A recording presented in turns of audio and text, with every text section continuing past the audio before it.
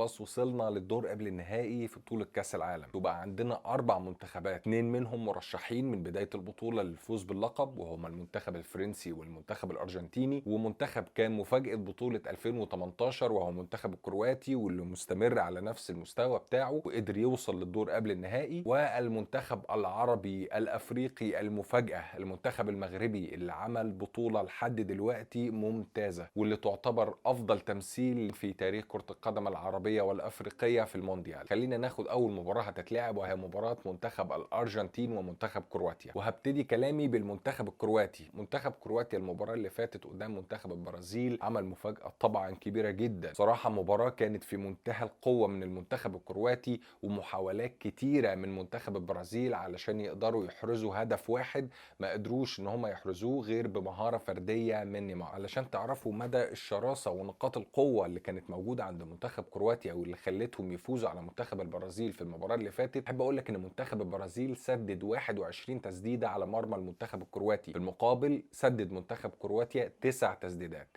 منهم تسديدة واحدة بس اللي جه منها الهدف، والناحية التانية المنتخب البرازيلي كان عنده 11 تسديدة بين الثلاث خشبات من ال 21 تسديدة. وده يقول لك مدى أهمية الدور اللي قام بيه ليفاكوفيتش حارس مرمى المنتخب الكرواتي. ليفاكوفيتش خد أفضل لاعب في المباراة، تصدياته فعلا عقدت لاعبي المنتخب البرازيلي وجماهيره، كانت واحدة من أهم العوامل اللي قدرت توصل منتخب كرواتيا للفوز على منتخب البرازيل. وممكن الأرقام اللي انت سمعتها دي من ناحية التسديدات ممكن تحسسك ان منتخب البرازيل هو اللي كان مسيطر على المباراة وهو اللي كان متحكم في كل شيء، لكن لما تيجي تشوف إحصائية الاستحواذ على طول المباراة هتلاقي ان منتخب كرواتيا قدر يستحوذ على الكرة بنسبة 51% مقابل 49% للمنتخب البرازيلي. ومن ناحية عدد التمريرات اللي قدر يعملها الفريقين فمنتخب كرواتيا قدر يمرر 694 تمريرة مقابل 684 تمريرة للمنتخب البرازيلي. يعني من الآخر الأرقام بتقول ان في تفوق لمنتخب كرواتيا على منتخب البرازيل في المباراة الأخيرة، والتفوق ده لازم بالتأكيد يكون منسوب لثلاثي نصف ملعب منتخب كرواتيا،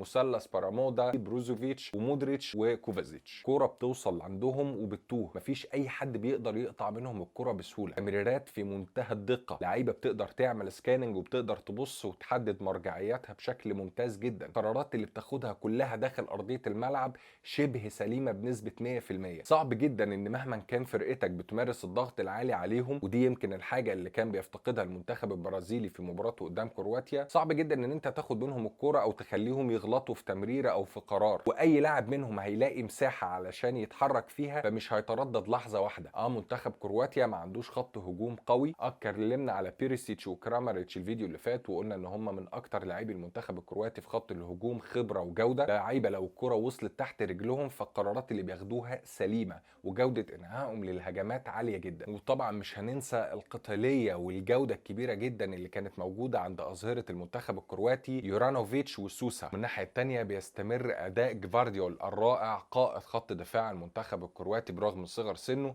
إلا إنه واحد من أفضل المدافعين اللي موجودين في العالم، مع وجود لوفرين صاحب الخبرة وليفاكوفيتش المنافس على لقب أفضل حارس مرمى في البطولة. تقدر تقول إن مباراة منتخب البرازيل كانت بروفة قوية جدا للمنتخب الكرواتي لما يجي يواجه المنتخب الارجنتيني. منتخب كرواتيا كنت معتقد ان هو هيبدا اللقاء بدفاع متوسط، لكن في اول تلت ساعه لعب بدفاع متقدم وضغط عالي قدام المنتخب البرازيلي، واللي لقى منتخب البرازيل صعوبه كبيره جدا في عمليه الخروج بالكره وبناء الهجمه. وما اعتقدش ان داليتش المدير الفني لمنتخب كرواتيا هيغير من اسلوبه وطريقته قدام منتخب الارجنتين. اكيد داليتش المدير الفني لمنتخب كرواتيا هينوع من اسلوب لعبه، ممكن نلاقيه بيلعب بضغط عالي في بدايه اللقاء ومع مرور الوقت يبتدي يرجع بالضغط ويخليه ضغط متوسط بحيث ان هو يركز لعبه على التحولات، وفي نفس الوقت ما يديش فرصه للاعبي منتخب الارجنتين ان هم يبنوا هجمه، واللي عندهم مشكله كبيره جدا في النقطه دي. وطالما ذكرنا نقطه ضعف منتخب الارجنتين فخلونا نبتدي الكلام عليه. منتخب الارجنتين وسكالوني في مباراه هولندا غير من اسلوبه تماما، كان دايما في بدايه البطوله بيلعب ب4-3-3، لكن في مباراه المنتخب الهولندي غير من الاسلوب ولعب بطريقه 3-5-2 مع وجود ميسي والفاريز كمهاجمين. الفاريز هو اللاعب المتحرك اللي بيلعب في الثلث الاخير من الملعب الملعب وبيبتدي يهاجم المساحات، وميسي هو اللاعب الحر اللي بيبتدي ينزل وساعات يتحرك على الاطراف او يلعب في عمق الملعب، يفرغ المساحات زي ما اتكلمنا قبل كده للاجنحه والمهاجمين. ولكن اجنحه المنتخب الارجنتيني في مباراه المنتخب الهولندي ما كانوش جوميز ودي ماريا، لا دول كانوا مولينا الظهير الايمن واكونا، اللي نقدر نقول ان هم كانوا من افضل لاعبي المنتخب الارجنتيني المباراه اللي فاتت. سكالوني ادالهم حريه هجوميه اكتر عن المباريات اللي قبل كده، وكانوا في العمليه الهجوميه بيقوموا بدور الاجنحه، وحرفيا سكالوني لعب بنفس الاسلوب اللي كان بيلعب بيه المنتخب الهولندي. ما كانش بيهمه ابدا الضغط وحيازه الكره، ولكن كان مهم جدا عنده ان هو يهاجم اظهره المنتخب الهولندي ويهاجم المساحات اللي موجوده، وكان الاعتماد الرئيسي كالعاده على ميسي، واللي قدر يدي تمريره سحريه لمولينا الظهير الايمن للمنتخب الارجنتيني،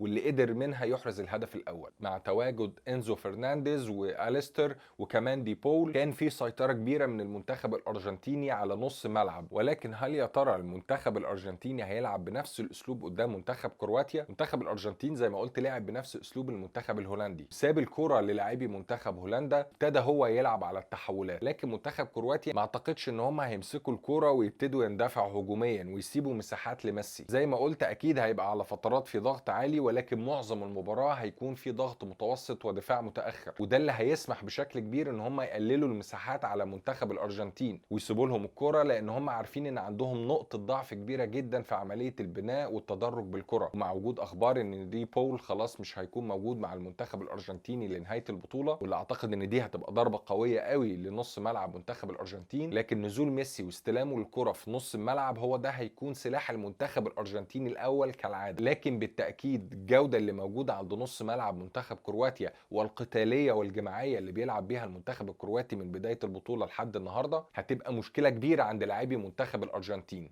طبعا في اسماء ممتازه زي الفاريس واليستر وانزو وكمان دي ماريا اللي ممكن نلاقيه بيبدا المباراه دي، لكن في الاول وفي الاخر اللاعب اللي دايما بيصنع الفارق هو ميسي. فلو قدر منتخب كرواتيا ان هو يشيل تحركات ميسي ويضغط عليه بشكل مبكر وسريع، بالتاكيد هيضعف جوده الهجوم لدى المنتخب الارجنتيني بنسبه ما تقلش عن 60-70%. فخلاصه الكلام بالنسبه للمباراه دي، المباراه دي هتبقى واحده من اقوى المواجهات التكتيكيه داخل ارضيه الملعب. هيبقى في تساؤل ازاي سكالوني هيلعب المباراه دي، هل هيلعبها بنفس افكار مباراه منتخب هولندا ولا هيرجع للاسلوب التقليدي بتاعه ويلعب بطريقه 4-3-3؟ فهل يا ترى هينتصر مودريتش ورفاقه ولا ميسي هيكون له كلام تاني؟ هستنى اسمع توقعاتكم انتوا كمان في مباراه منتخب الارجنتين ومنتخب كرواتيا تحت في التعليقات. خلصت حلقتنا، سلام.